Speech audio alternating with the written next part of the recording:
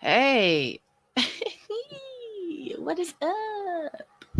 So, I know it's been a while, and I do heavily apologize for that. But, as I always say, I'm happy to be back. And of course, I have a ton of updates. But welcome back to talking about the taboo with Natalie Malloy. For those of you not watching, I just put a pen up to my lip and let it be a mustache. Feeling a little silly today.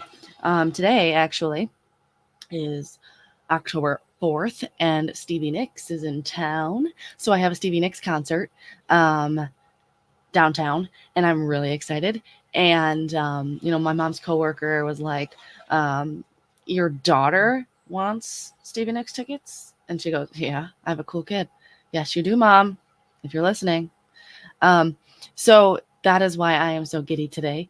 And I said, let me have today be a productive day and get back on the grind, get back on the episodes.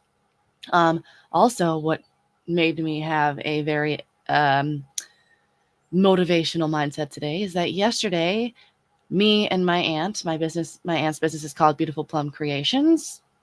You're welcome for the advertisement, Aunt Sandy.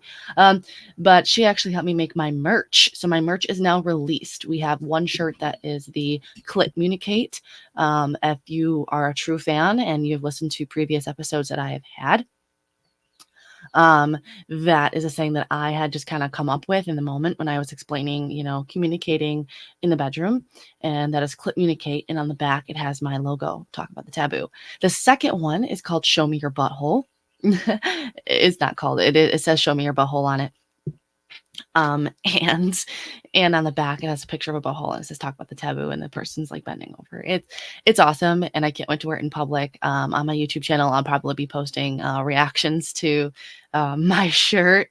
I'm gonna have like that, a camera in the back of my um jeans and see people's reactions. Pretty excited. Those are $30 each, and they come in gray, white, and black. There's pink lettering and white lettering. It is in my Instagram and TikTok bio. Um, and you just press on that link. It takes you to my dot profile, which has all of my links on it. And you press on talking about the taboo merch, and there it is. I really appreciate your support, and you're helping out my family as well. My aunt, me and her worked on that together. So pretty exciting that that is released. So I kind of had a sense of motivation. I said, wow, this is my business. This is exciting news. It's been literally 2 months since I've been on here, and I find that ridiculous. It's I need to start being more consistent. I just kind of, obviously, my friend Aaron passed away a little over 2 months ago, and I swear to God, after that happened, like my brain just like shut down. But I'm trying to get it back up and running. But we have our days.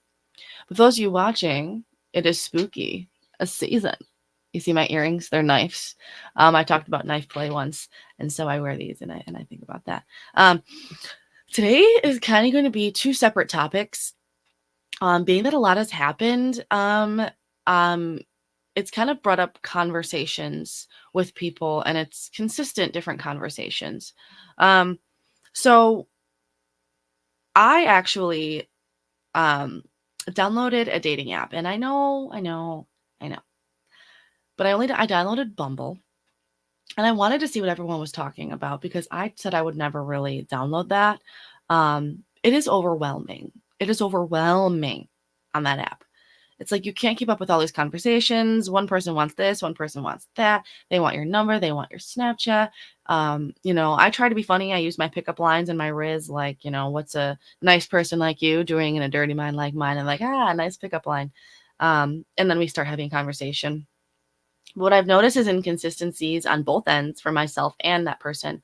Our conversations aren't really lengthy, and sometimes it goes 24 hours and um, no response, and then I lose that match. And what I've been thinking about is the reason why people download these apps and they're actually not looking for anything, and that's loneliness. So that's the first topic today, is loneliness. I have a regular at the place that I work. And he came in yesterday. I was already clocked out, and he asked the hostess if Natalie was there. And I was like, wow, someone remembered me. Um, happens often. What am I talking about? Anyways, and I was like, wow. So I go up to him like, oh my gosh, I remember you. He goes, hey, Natalie, how are you doing? And I was like, oh, I'm great. Thanks for coming in. I see you have your dessert. He always orders our strawberry cream cake. He doesn't drink anymore, so he takes himself out for dessert. I think that's really sweet. And he goes, so I remember you and I had a conversation, and I thought he was going to bring up that I'm, a sex mentor and coach. And he was like, and you told me that you really like being alone. And I go, yeah, honestly, that is something that I am self-taught though, because this past year, guys, it's been a year since I got out of my relationship. Holy shit. Holy shit. Anyways, so I said, yeah, in the past, I've been codependent on people's energy, people's presence. And I hated that because I couldn't enjoy myself being alone. And he was like, yeah, I totally get that. Don't you ever want someone to talk to? Want someone to, I said, of course, of course. He goes, yeah, I went to a concert and I just wish somebody was there. But what was the benefit of that? I go, what? He goes, I got pretty close tickets because I was only buying one. I said, see, the glass half full. That's what I've really been focusing on this past year is trying to stay on that mindset of the glass half full. It doesn't always work, obviously. I have bad days, and I've been having a lot of bad days, a lot of unmotivational days where I felt like I wasn't good enough, days where it just wasn't fun. And but those are the days that I needed because you have to live in that discomfort. Aaron had a tattoo on his arm that said seek discomfort, live freely. Soon I'll be getting that too. But I live by that now. That has helped me so much because you need to be able to live in that uncomfortable in order to really be fulfilled in a new relationship. I was talking to him about this and he was like, but I was trying to run something by you, I was going to go on this trip and it's a job and I'm like, I already know. Yes. The answer is yes. He was trying to tell me that, he wanted to move to the Caribbean or something like that and work at a resort. And I said, honestly, you can do whatever you want. He's a little bit older and he's divorced. Do whatever you want, man. Do whatever you want. And that got me thinking too, that's a really good idea. I might, go on a cruise ship for 6 months and work as a server on a cruise ship. I mean, maybe that'll be something that'll interest me.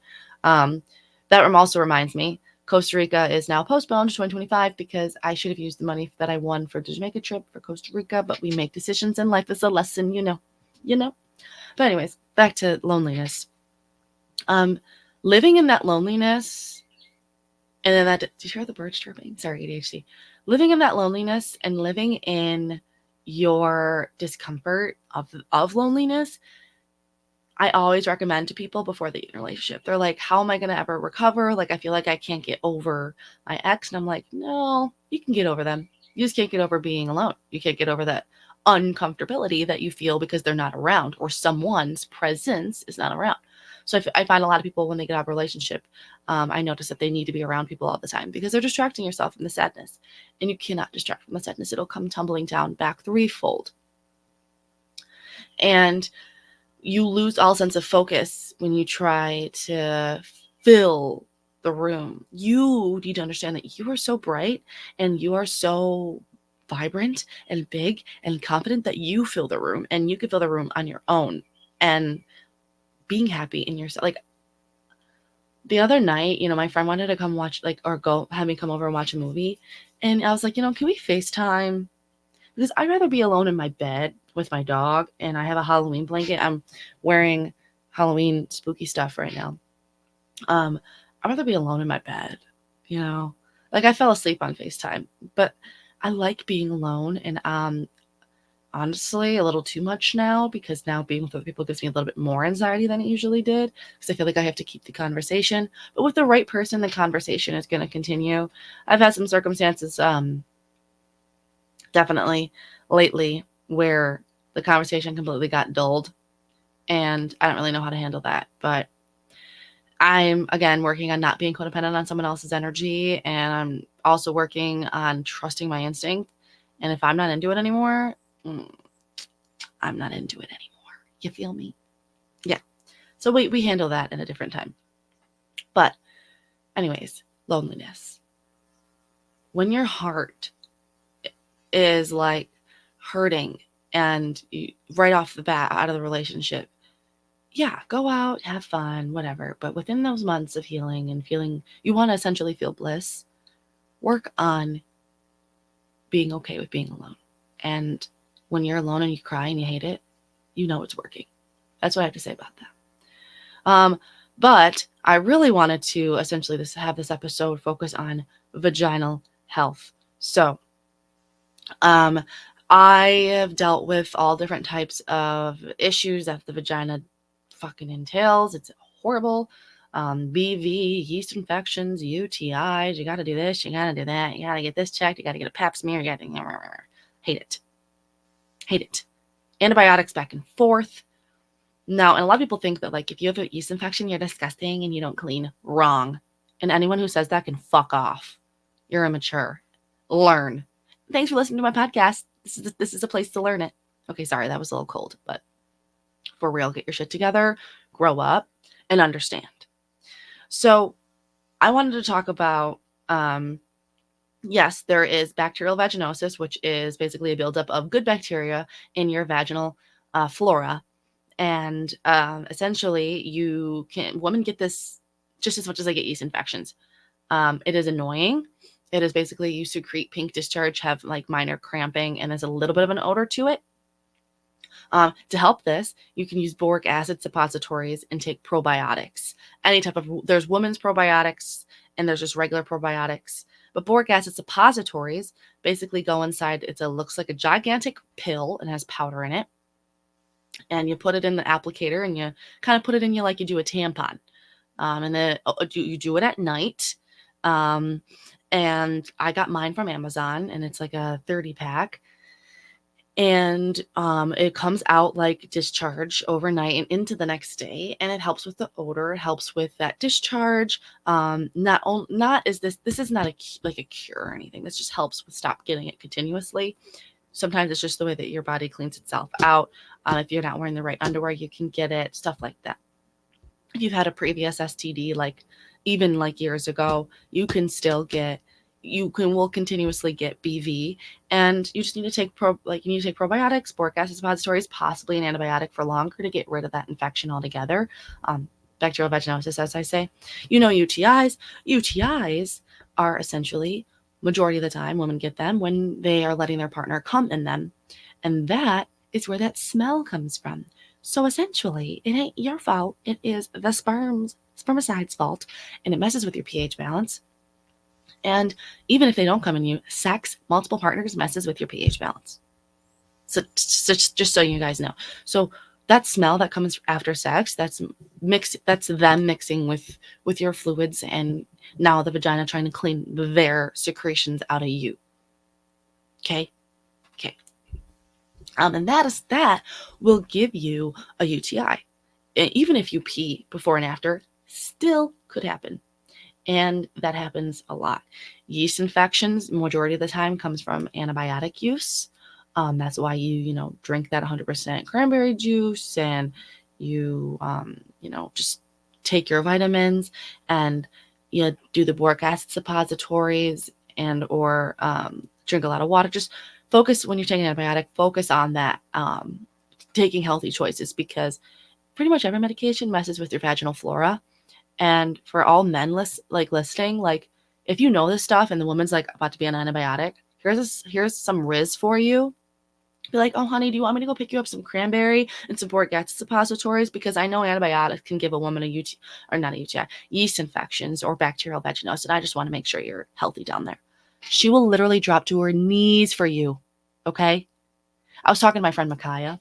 We were talking about like Riz in general, and I taught him what like him knowing tampons. There's regular and supreme or super, and I told him what a panty liner was versus a pad, and I said, honest to God, you use that as a line, again, they're dropping to their knees. But he laughs at it, and he always texts me joking around, do you need regular or super, when I said I was on my period. And I'm not on my period, but it was weeks ago.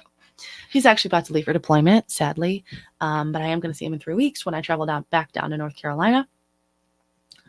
Um, Anyways, back to vaginal health. Something else I want to recommend to people is not wearing underwear to bed. Now, when you use the boric acid suppositories, if you don't wear underwear to bed, you are gonna like leak out stuff in the middle of the night. So you just need to clean your sheets if that's the case, or wear your underwear with a panty liner. The type of underwear, though, 100% cotton is the way to go if you are going to be wearing underwear to bed. Silk is not good. Silk builds up. Lace, not good. It builds up bacteria. You can wear it sometimes, but also if you're more prone to wearing thongs, wear a thong panty liner to help from that that bacteria getting kind of up there. Scented panty liners, horrible, horrible, horrible. Using soap down there, horrible, horrible. Use a washcloth and hot water. There are some type of soaps that are like non-scented, but still, everything you put down there that's not supposed to be down there, like anything else besides your water, is going to mess with your pH balance. And even water is going to mess with your pH balance.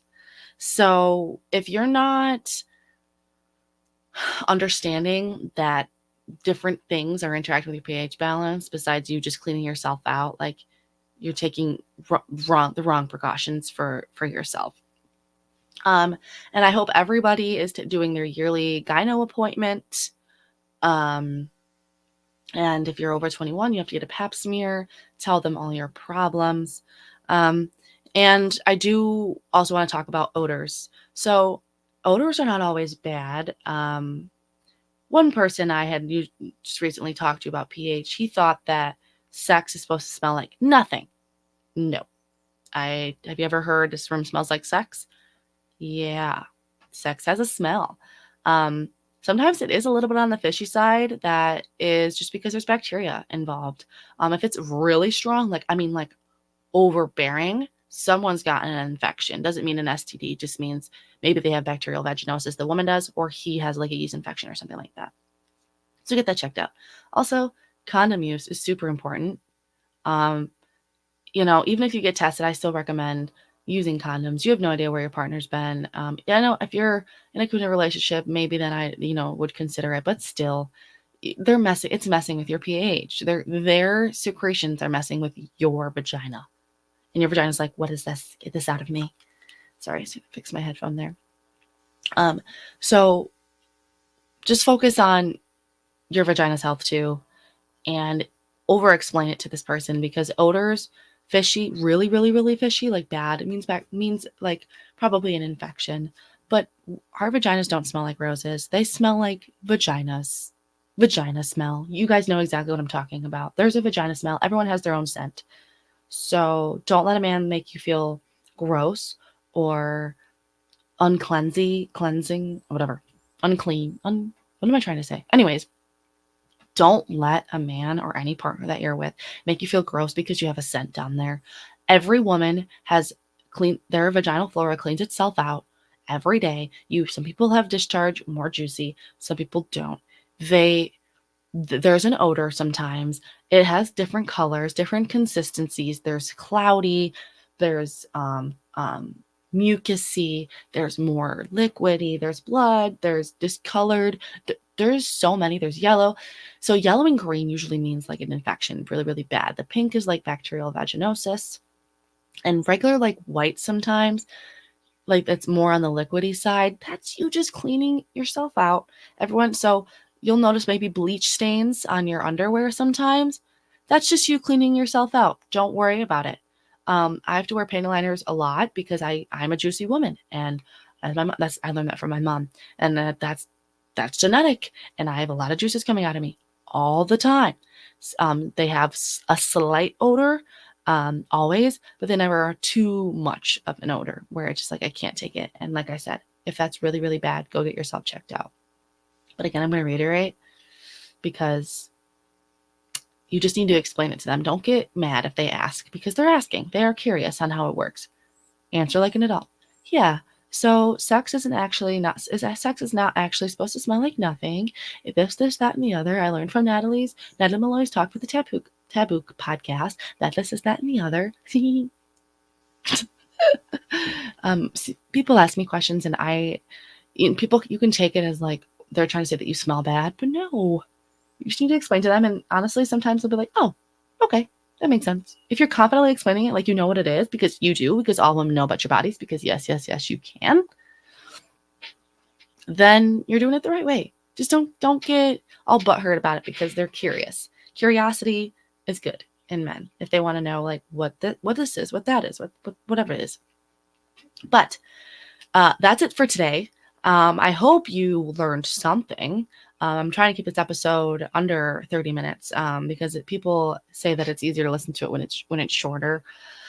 I know we had two different topics today, loneliness and vaginal health, but somehow they merge together because when you're lonely, what do you want to do? Go with other people and have sex, and you know what that does. Gives you bacterial vaginosis, a UTI, or a yeast infection. I'm just kidding. Take the right precautions. I love you all. Remember that my merch is now available on my Instagram bio, my TikTok bio, my Beautiful Plum Creations. That is my Aunt Sandy's business. And there's t-shirts, black, gray, white. One says communicate on it with talking about the taboo on the back. One says show me your butthole. That is a fan favorite. On the back says talk about the taboo, and someone's leaning over showing their butthole. Side note, my Aunt Sandy's wax lady actually wants it, the show me your butthole one. I'm like, oh my God, that's perfect because she actually waxes buttholes. Love you all. Thank you for being with me today, talking about the taboo. I love you.